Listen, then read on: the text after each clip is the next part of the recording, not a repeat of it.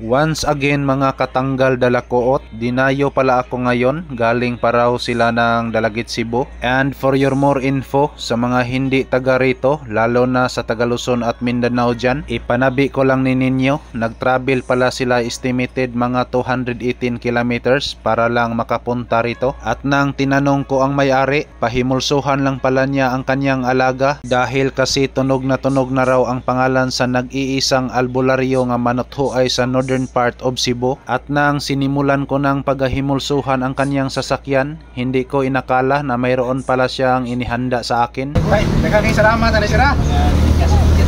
Oh, yan o. Mga kalbularyo, mayroon tayong pasalubong galing pa sa Dalagit Cebu. Marami to. Yan, so free na naman ang ating snack ngayon. Maraming salamat sira. Alright, thank you, thank you. Salamat. Ang tanging isyo lang po nito ay palaging naka-empty raw ang kanyang fuel gauge na kahit idasok at isagad pa niya ang gasolina hanggang kahit sa magsuka-suka na ay ayaw pa rin itong gumagalaw, kaya naisip niyang dalhin agad sa albularyo para maagapan pa raw ang hilanat nito. Kaya ang ginawa ko rito, hindi ko na ito pinatagal pa, hinigaan agad ng aking kasama at kita nyo naman na wala siyang pakialam na kahit sigpoon pa ang kanyang bugan. Ang mahalaga lang sa kanya nga makakwarta siya karong adlaw, kaya di kami nagpadugay-dugay diring dapita. Linuagan agad namin ang fuel pump housing nito para magkalaman kung ano na ang nangyari doon sa loob. At dahil sa mayroong ibang miriko dito na kasama ko, pakinggan lang natin kung ano ang kanyang diskurso. Albularyo, ang tangking ibalsamar. Tingnan mo, kitang-kita. Kitang-kita yung tungol. Sa mga hindi makaintindi sa kanyang sinabi, ako na lang ang humingi ng dispensa sa inyo dahil kakalabas lang po ito galing sa Vicente Soto. Balang araw, hayaan nyo mga kalbularyo at asahan po ninyo sa lalong madaling panahon, patambalan pa namo nigbalik dito. Ayan, so ito po ang fuel float. Pansin natin ngayon mga kalbularyo ay yung isang liig rito sa mismong kontak ay hindi siya nag-contact po dito sa mismong board. Yan, dito mismo. Ang gagawin ko lang rito, ipalabas ko yan para pwede ko nang ma-adjust rito at magkakaroon na ng contact sa mismong board.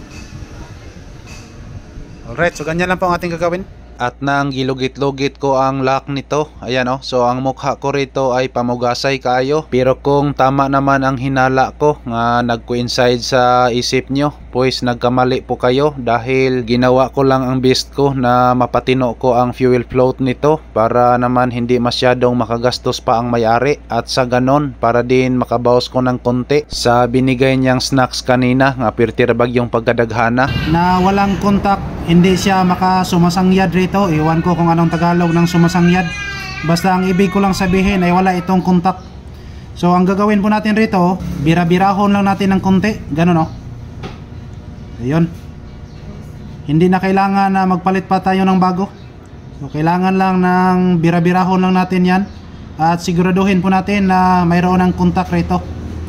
At pag sakaling hindi obra ang ating patsamba diring dapita, ibig sabihin, yari na naman ang pitaka sa may-ari. So, ganito lang kasimple. Ayan, so pagkatapos kong nabilangkad ang dalawang kontak rito, unti-unti kong binalik ang lahat na binaklas ko kanina. At ngayon, para magkaalaman na, ayan, so sinalpak namin agad. At sa hindi inaasahan, biglang umuulan hanggang dumilim na naman, pastilan. Ayan, so sa sobrang malakas na ulan rito, nagabhian na sa mediring dapita. Time check. Anong oras to?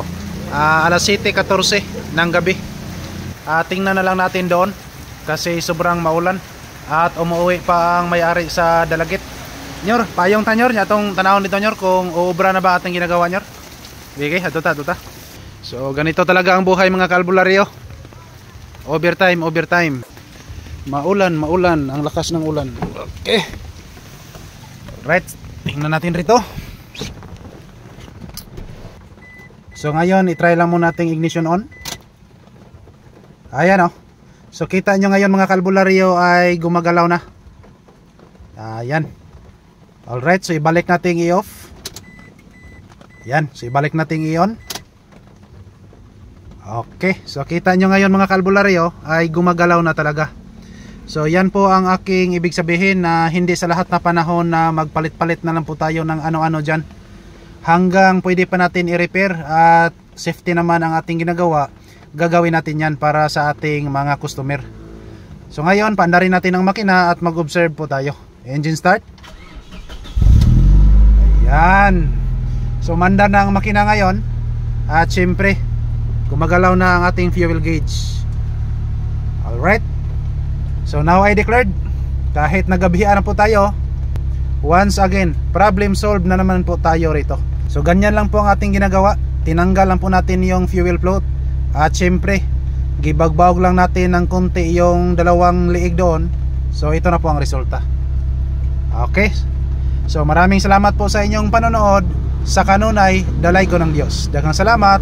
Babo. Di kaya ng mekaniko, idiretso mo sa albularyo.